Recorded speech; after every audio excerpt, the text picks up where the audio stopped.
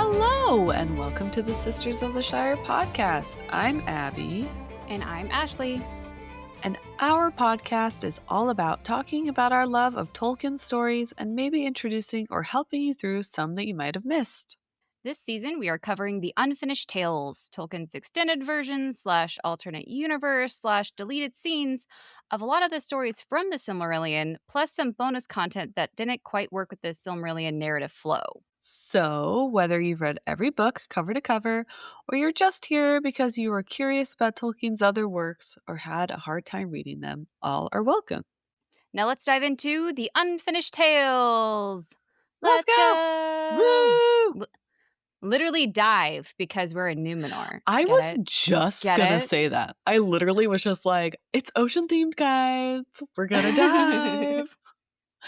I literally was gonna say that. Oh my gosh. We're on the same our brains. Mental brainwave. Yes. We can do it. It's a brave wave. Brave wave. So I hope you guys have been enjoying our bonus episodes.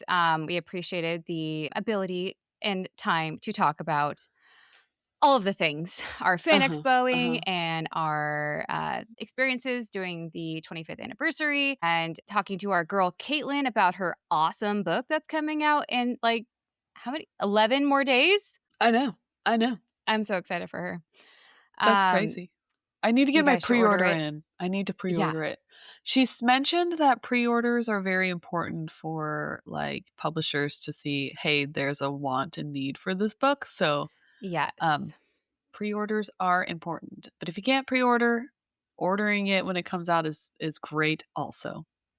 Yeah. Apparently your mom already pre-ordered, which I'm like, I was telling her all about it. And then she just watched or listened to the episode of us talking to her. So she was excited about it. I ordered one for me, of course, and I ordered one for my parents because I think they'd really like it too. I know. I have one coming for my good friend whose birthday's next month. So I'm excited. We highly recommend it. It's very good. Yes, it's very good. If you want an uplifting, like, what's the word? Feel good. Yeah, uplifting, kind of like what's something new today that I can do differently to make my day go better kind of thing. That's how I looked at when I was reading it. Yeah. But my favorite is still, if Tolkien was your life coach, these are his steps that he would have you take. Go hug a tree for a little while. I could just see him behind me, like, just like, grading my score and be like, not so good today. Ooh. Yeah. Did she walk outside for 5 hours today? No? Okay. We're going to dock her down a little bit. But I am looking at the beautiful trees out my window, and they look so pretty. It is such a beautiful day today. I don't know if the weather's the same over where you are, but like, it's like sweatshirt weather, not jacket, heavy coat weather. It's sweatshirt weather. As a Pacific Northwesterner, you would know what that means, that it's sweatshirt weather. We're all about those layers. Yeah. So we get to finally get back to Aldarion. I've been great. Okay. Because I was going to say, have you been? Because we haven't like actually gone into the story in a while. We've just been like, being in the blissful bubble of like enjoying Tolkien stuff, if that makes sense. Like we've just been kind of in this like bubble of like, yay, all the Lord of the Rings and Hobbit stuff, and then we're like, oh yeah, and also this other thing that we do. Yes, I guess there's a real story we have to get back to. Yeah, okay. Yeah. That jerk Aldarion. I know. Ugh. I kind of was like, oh, good riddance, and then I'm like, oh man. I mean, is he worse than Turin though? Debatable. We will find out. I feel like he's not making bad choices that are ruining a bunch of people's lives. Maybe like 2 or 3 people's lives, but not like a bunch of people's lives. I'm giving Abby the most like hardcore look right now. But I'm saying, as the story right now, he isn't making choices that are like killing off whole groups of people as of right now. The destroying of Nargothrond, let's say, just for example. Yeah. Or building that bridge or leading people to go fight a dragon, which you know that you definitely aren't gonna win. Stuff like Yeah. that. Stuff Yeah. like that. Well, I would ask you how much you remember, but it's been so long that I would give you a pass if you didn't remember where we last left our man Aldarion. All I can remember is he was, like, trying to win the love of what's her name? What's her name? Erendis. Erendis. Erendis. And she's like, "Finally, yes." And then she's like, "Wait a minute. I don't know if I love this. Like, I don't know if we are on the same page of, like, enjoying the same things and where we Mhm. wanna live and, you know, all that stuff." And she, I guess, hates the sea and hates boats and the harbor and all that stuff. Mhm. Um, Mhm. so it was kind of like on the fence of like her being like, "I'll do anything for you." And she's a lady with her own mind. And she's like, "You know what? I don't know if I'm loving." I don't know if Like, I would do everything for you. yeah. And Is this relationship compatible? That is the real yeah. question here. Hmm. And because she'd been living her own life, like when he Mhm. was gone so long. And then she's kind of like, wait, I have to live with this guy. Like, Yeah. it's like when you're single, like a single woman for so long, and when you like move in with like a man or boyfriend or husband or whatever, and you're like, oh, yeah. You're like, Men are gross wait. and dirty. No. Not all men, but it's just funny because like I feel like she was like, oh, I had this fantasy of like being his wife and all this stuff. And then she's like, he was gone for so long, I didn't realize this is who I was fantasizing about. Yeah.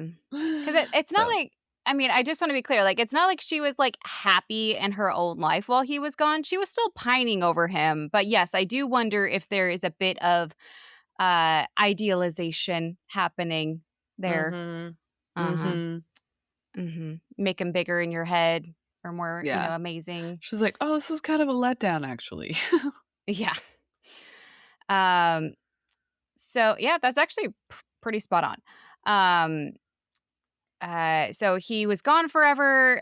He came back and was like, "Oh, my dad, the king, threw a huge fit because I was gone so long, and he like, shut down all the things." Um, and Arendis wasn't there, and he's like, "Wait, I kind of want her here. What do these feelings mean?" Um, and then instead of like seeking her out, he like, okay, you know what? I don't need her. I don't need her. I'm just gonna go back to fixing everything that got neglected while I was gone. It's fine. It's fine. I don't need her. Um, and then he just happens to be looking for new timber because all of the trees had been cut down willy nilly. I mean, the horror. He just so happens to, look in the Westlands where she happens to live. And they kind of like come across each other and she like starts like bolting and he goes, "Wait, no, I'm sorry." And she goes, "Okay." And then he kind of proposes marriage, but she's like, "Let's see where this goes first." And Aldarion starts the courting slash wooing process, and he doesn't sail for a long time. He kind of puts on his best face. He plants a lot of trees. He basically follows Erendis everywhere. Later, he would call this the most peaceful days of his life, but for now, he's just like, I'm just trying to get this lady. Um, and then the Adventurers Guild, his bro club, have a celebration. Kind of start pulling him back towards the sea. He tries bringing Erendis, like, I think you'd really like it if you just tried it. But it just makes it even more obvious how much she hates it and how much she hates Unen, because, they're competing for the same man, basically. And it's very, like, it ended with, like, a very awkward, well, you're always going to love the sea, and I'm always not going to love the sea. So how is this going to work? And they're like, Mhm, mhm. yeah, how is this going to work? And then they parted ways. And so that's kind of where we left things, where he just kind of went back to Armenelos and she went back to the Westlands, and they're just kind of at this awkward stalemate. Yeah.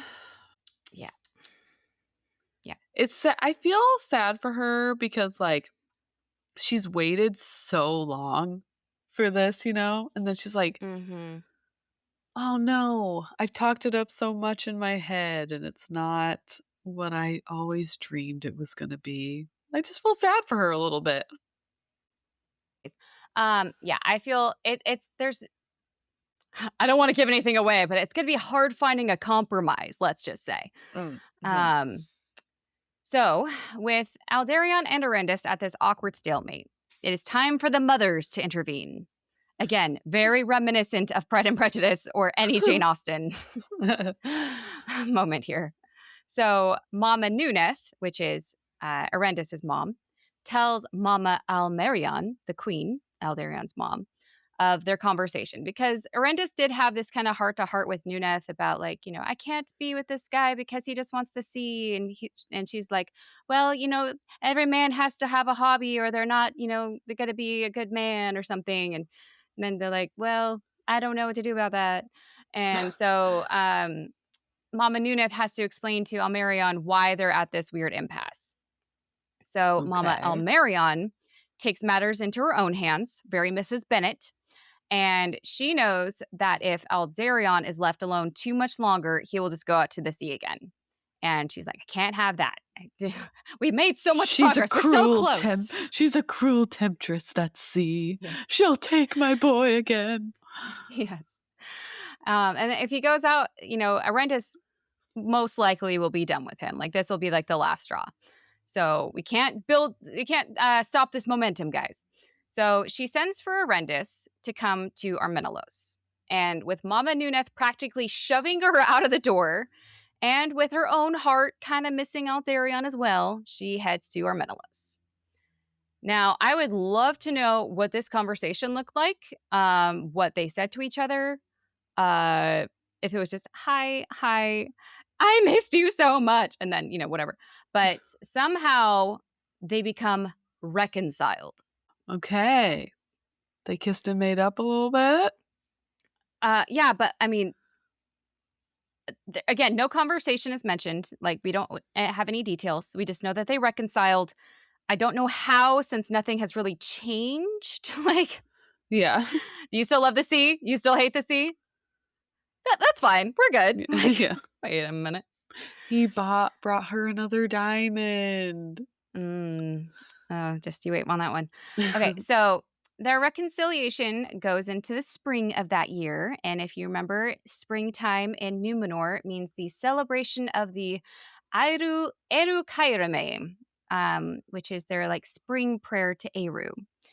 It is one of the few times that all the people would be led up by the king of Númenor to the Meneltarma, their big kind of holy mountain. And he is allowed to speak. This is one of the times that the king can speak, because no one can speak on the Meneltarma. And he says a prayer, and it's like this whole big thing. So as Aldarion and Erendis joined in the ceremony on the Meneltarma, they decide to kind of stick around for a bit after it was over. Again, remember, no one can talk. So it's not like they're talking and having a heartfelt chat up there. They're just kind of together, and they're saying a lot with their eyes. Yes. But then also, this is very much a scene from, like, any romance movie.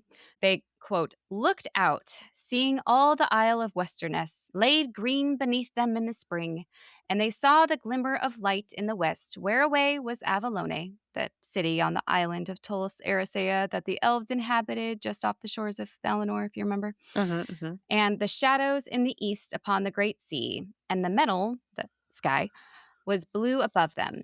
As they came down, Erendis stood a moment, looking towards oh my gosh, I can't say her name right now. Her land, Emirae, I think. Cool. And beyond, you know what I mean. And beyond towards the woods of her home. So, like, I imagine her just, like, leaning her back against him, his arms around her, them just staring off into the sunset, looking over Númenor, a breeze just whipping her hair, an epic score playing in the background. Can you see it? Can you see Beautiful, it? Is it just me? beautiful. Somewhere there's a So flowering tree happening and then, like, petals are flying all around them. yes, yes. So, with that image in your mind, they just made their way down off the Tarma, so they're allowed to speak at this point. So, Erendis asks Aldarion, "Do you not love the Yozayan?"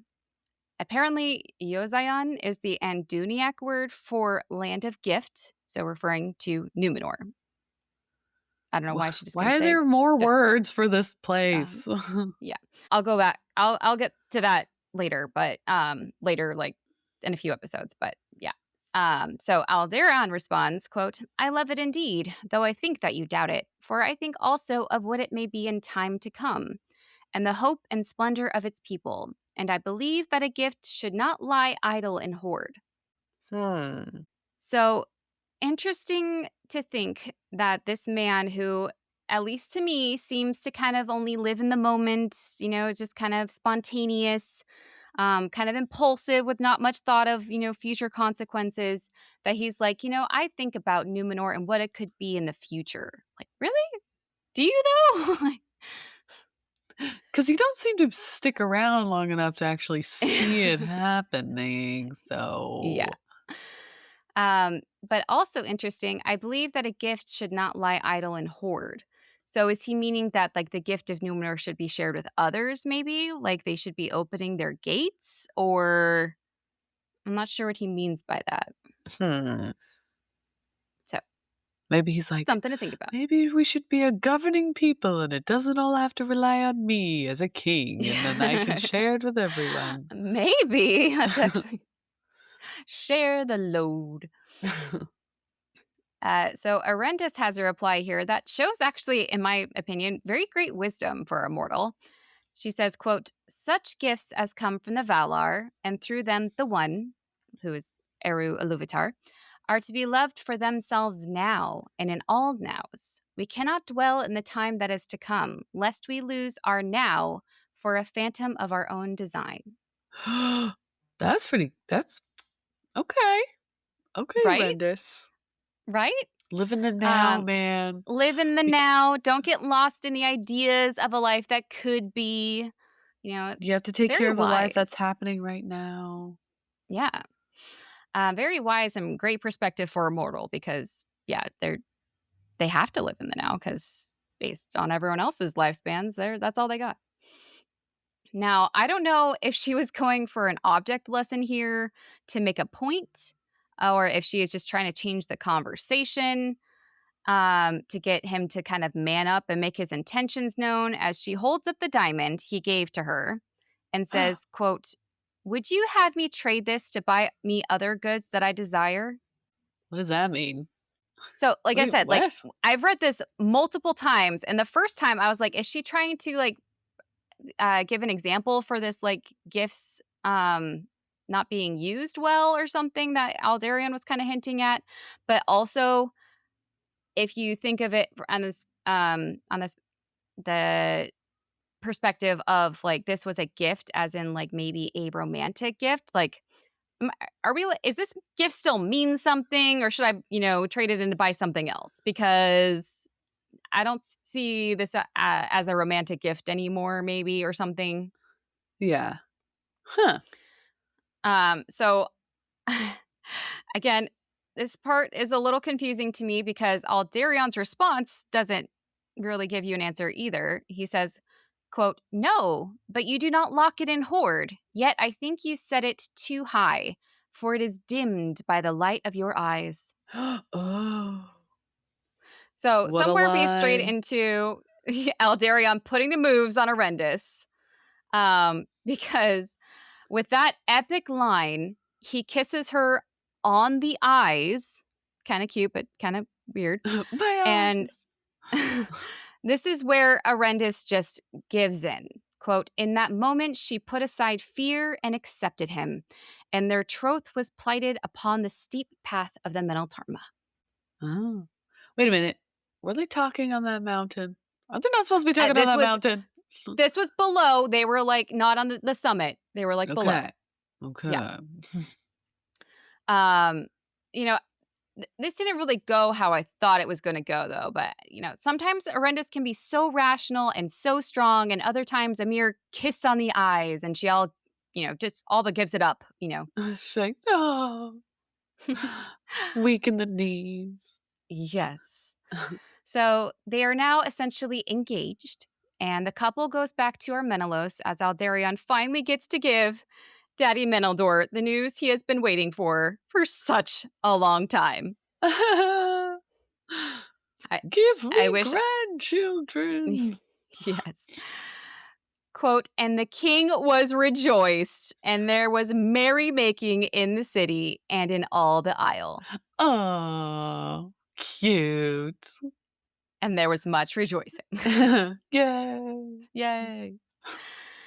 So Daddy Meneldor is so happy that he gives a betrothal gift to Erendis, a large portion of land in her homeland of oh my gosh, I'm not sure why I'm struggling with this word so much. Emiraye. Okay. And he even had a great white house built for her there. This is like one of the few things that is known about this landmark, this tiny section of Númenor, of Emiraye, is this great white house of Erendis and that it's sheepland. That's basically the only two things that are like really the fine points of that land. So now here is the difference between Meneldor and Aldarion. And this is how I know that Aldarion, I don't know how to explain this. He just reminds me of all of the like stuck-up Prince Charmings that have been portrayed in every movie. Because I feel like Menedor's gift here it's personal. He knows how much she loves her home and her homeland. So he gives her more of it, and a beautiful house within that land as well. It's a way that she can be both, royalty, but still part of her people. Uh-huh. I feel like if he threw in some sheep, she just would be content with that gift for the rest of her life because it suits her. It's very, appropriate for her. Yeah. Now, Aldarion, when it comes to his betrothal gift, he starts listing off all the cool jewels he's collected over the years. It's like that. It's like that partner or spouse that's like, oh, shoot, their birthday's today? I saw you once touch this flower, so I guess it's your favorite flower. Look how many favorite flowers I gave you. Like, no thought. Yeah. Or where I the call other them one. the I'm sorry bouquets. They're just you know exactly what I'm talking about when I say that, though. They're just the random mixed flower bouquets that are just like in every like Walmart, The Safeway. $10 ones.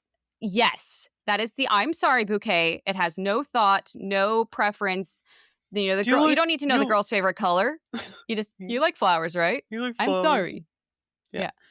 Where the other present is, I've heard you talk about, I loved hearing stories about where you live, and I've noticed how much you love your home, and it is very dear to you, and I want to make sure that you don't have to give that up. So here you go. Yes, exactly. So he says, quote, I have gems as green as the light of the sun and the leaves of trees which you love. So, like, I guess he related it to her love of trees. Green Apple Jolly Ranchers. That's what it reminds me of. Yes. But Erendis doesn't want any more of his fancy jewels because she is happy with the one he already gave her long ago. She even kind of says, like, you already gave me a betrothal gift, even though we didn't know it was a betrothal gift at the time. And she says, quote, it is the only jewel that I have or would have, and I will set it yet higher. And by setting it higher, she means literally. Whereas before she wore the diamond on her cloak or as a necklace, now she has had it made for a kind of headdress, like a star in a silver fillet. And fillet is a word I did not know, also means like a band or ribbon around the head. Oh, what are those called? A circlet? Like the really dainty Yeah, ones? yeah. And this is actually something that she wore for many years, and it became a kind of trademark of hers, so that she was known as Tar Elistern, the Lady of the Star Brow. I And want this to here be we in have, our museum that we want that has all the yes, cool things that never get shown or mentioned in, like, the bigger yes. productions of anything Tolkien. In our Hmm. museum, I want this too. I This agree. beautiful crown that she made. Well, we do have a bit of a representation of it. Just one second. So here we have a footnote from Christopher, basically saying that this would become a trend for future kings and queens of Númenor to wear. Quote, as a star, a white jewel upon the brow, and they had no crown. So if you think of the Rings of Power show, Queen Muriel does wear something like this. Um, it's the and I copy and pasted a picture onto the outline, Abby, if you wanna look at it, but Okay, hold on.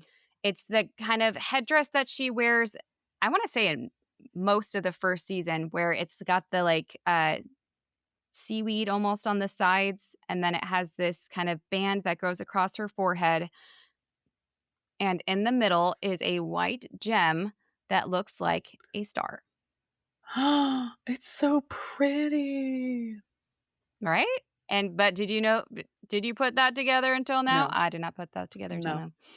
So cool, rings of power.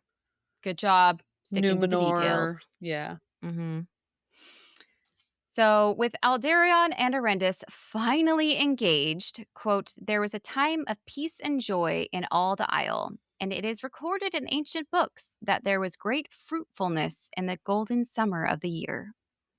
So, even the fruit was happy, Abby. It's like the Muppet fruit from Muppet Muppet Christmas Yeah. Carol. They're Now, happy.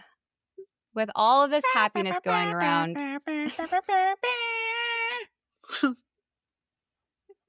Never eat singing fruit.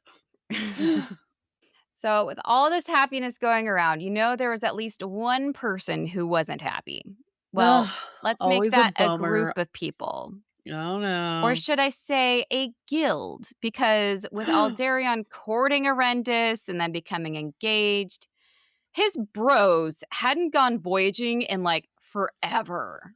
Oh, no. In Are they fact, those kind of, like, those guys that, like, were in a fraternity and they just can't, like they, like, peaked in college and they're like, we wanna be like this forever, bro." And they're like, "Dude, I'm growing up, I'm settling down." They're like, "No, bro, you gotta come out and hang with us, dude."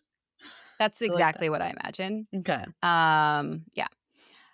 So it's actually been 15 years since their last voyage. And, of course, they could have gone on their own. They had men with the skills enough to do that.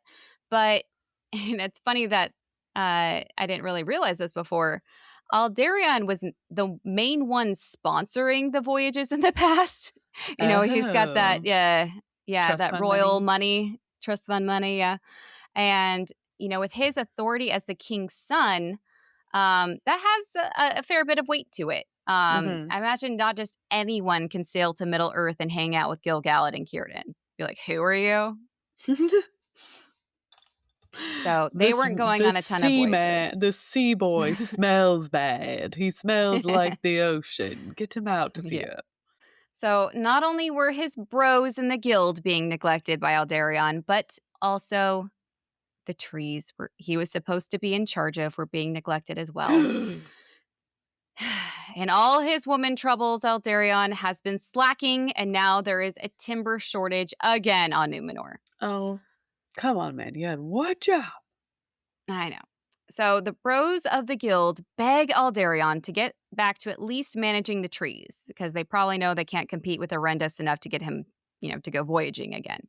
So, we'll at least take care of the trees. Mhm. So Aldarion does get back to maintaining the forest, and at first Erendis goes with him. What a great bonding experience between the two of them. They both love trees. This is a great activity for them as a couple. Nothing can go wrong.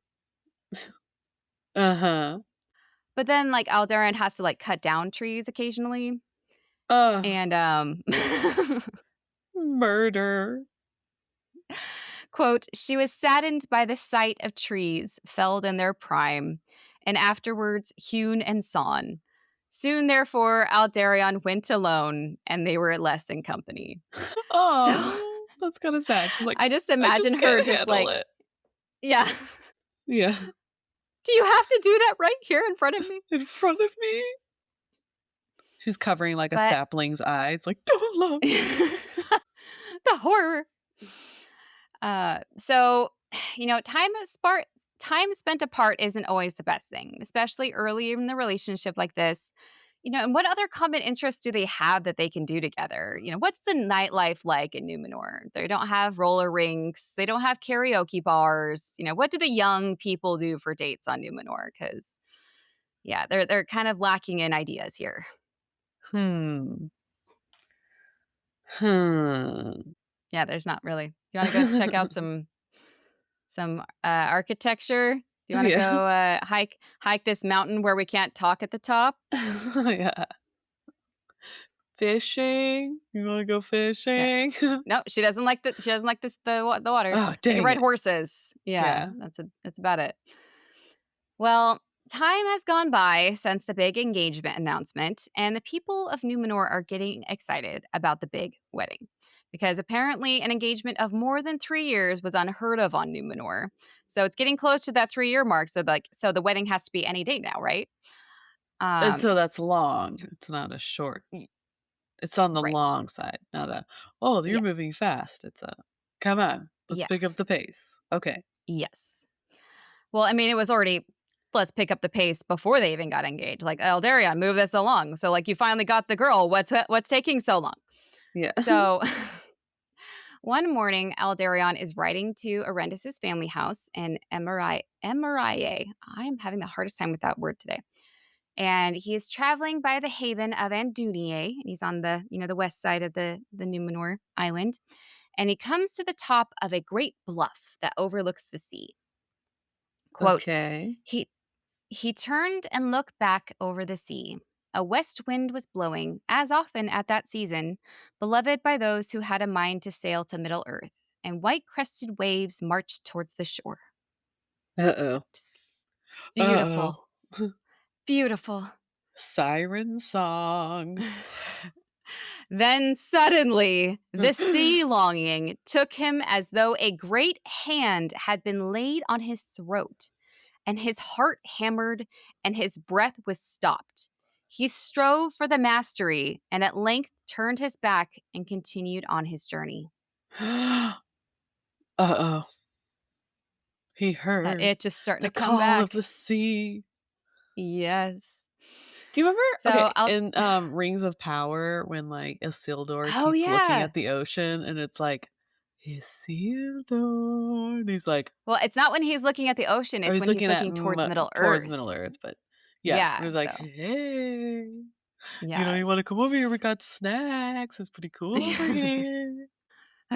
So, with Aldarion starting to get this feeling again, he decides to take a detour and he goes through the woods where he ran into Erendis a while ago when she tried to run away from him. Because that was 15 years ago at this point.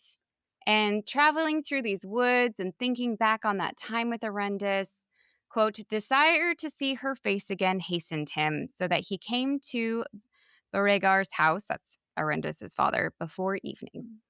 So he had to Okay. had to have a reminder. No, what am I doing this for? Oh yeah, I really like Erendis. Let's stay there. And there at the house, Erendis welcomes him, and to all who see him, he seems happy. But what's weird is that Aldarion never brings up the wedding. And that's weird because they all assumed that that's like was the purpose of this whole meeting here at the house was Mm, that they would be, planning it at this get together. yeah. And it just never happens to come up. They're still at Erendis' family house, and days pass, and Erendis is starting to notice that Aldarion seems kind of off. He would go quiet in a room full of happy people, and she would often catch him staring at her. Ooh. Well, you'll see why. So, quote, then her heart was shaken, for the blue eyes of Aldarion seemed to her now gray and cold, yet she perceived as it were a hunger in his gaze. That look she had seen too often before, and feared what it boded, but she said nothing. Was it his eyes turning gray and cold like the sea? Like the sea. She saw little waves in Yeah, she's like, "Oh, yeah. dang it." Now, what would you do if you were Erendis here? Like, you see the signs. Do you say something? Are you like her and just don't say anything and maybe he'll get over it? What do you do? What's your move here? It's tough because, like, sometimes different people, like, if you bring something up, they react like, "Whoa, and then they, like, distance themselves from you, Yeah. Mhm. or they could be like, I wasn't "Oh, thinking that. no. Oh, what do you mean? Blah, blah, blah," and then it's, like, so fake that you're offended. You're like, "I know you're Yeah. lying." Like, that's not helpful either.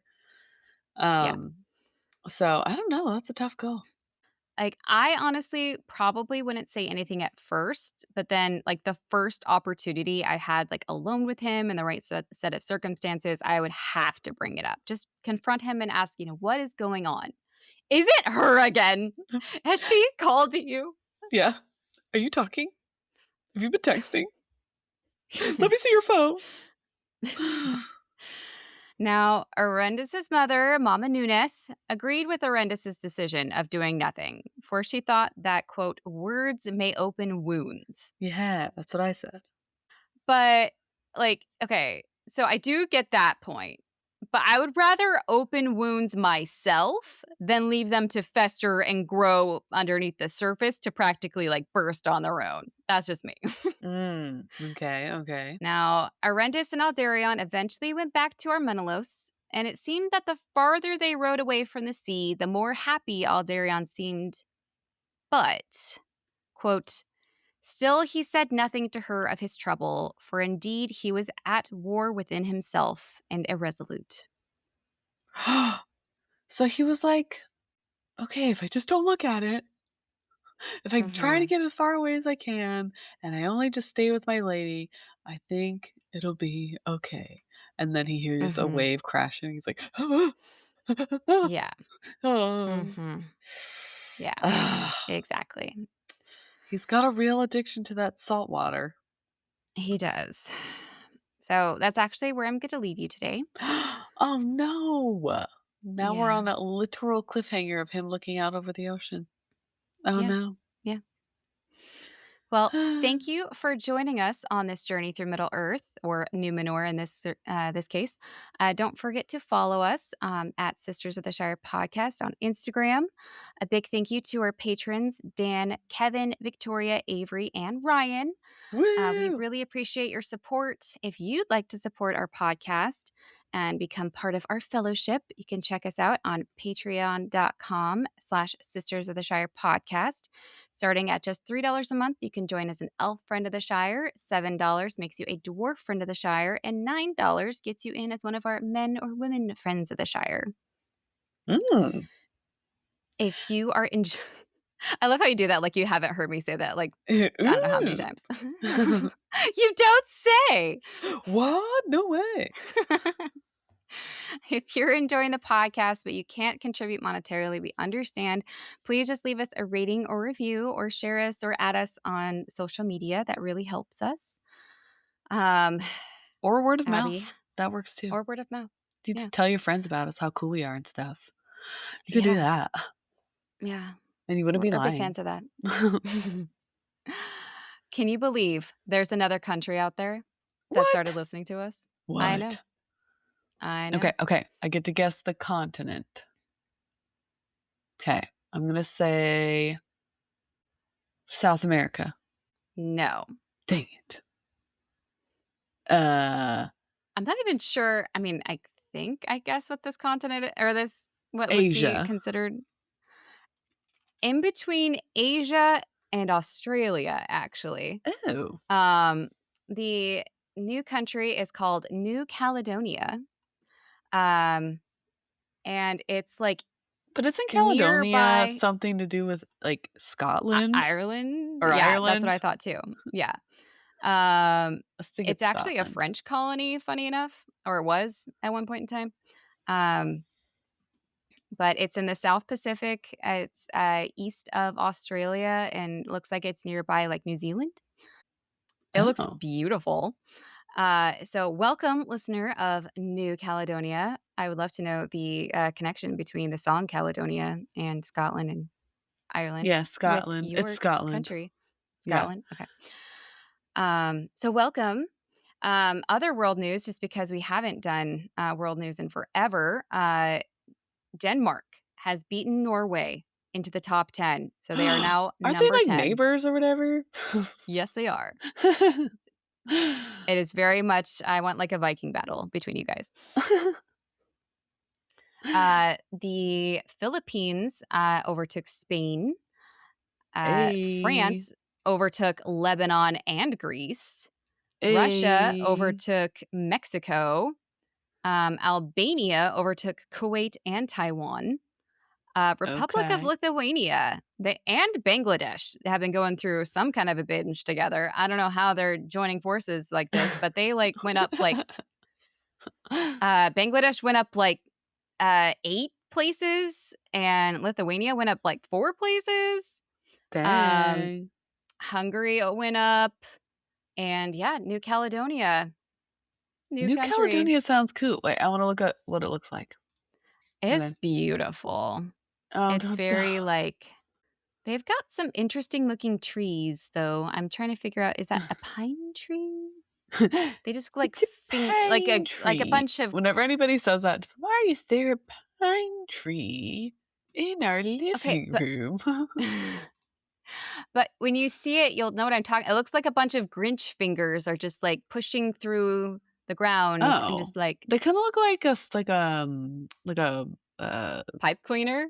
Yeah. It kind of looks like something you'd find in the desert. Yeah. Like a type of tree that like it would hurt to fall against. Yeah. But otherwise, the water looks beautiful. And there looks like some really cool buildings and stuff. So, whoa. Huh. I didn't even know this place existed. The world. I know. Interesting. Yeah. Huh. Well, welcome, listeners, and thank you all listeners. Yeah. My friends just took their family. They have 5 little ones. And they're going to go live in New Zealand for a month, which I'm like, okay. Not jealous at all or whatever. Just cuz? Like, I don't understand that. Right? What's that like? I know, right? What's that like? I know. She's in Hobbiton right now.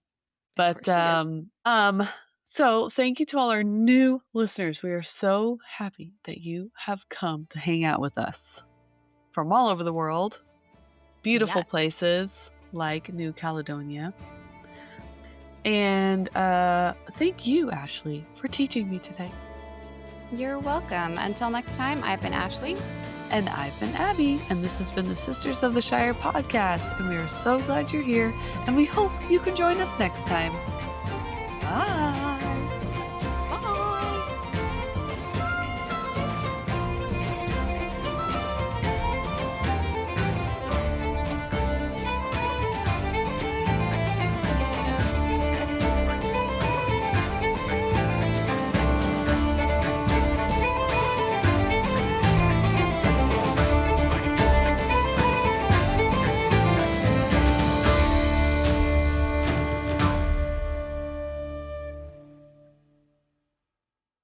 Thank you for teaching me a day. Yay!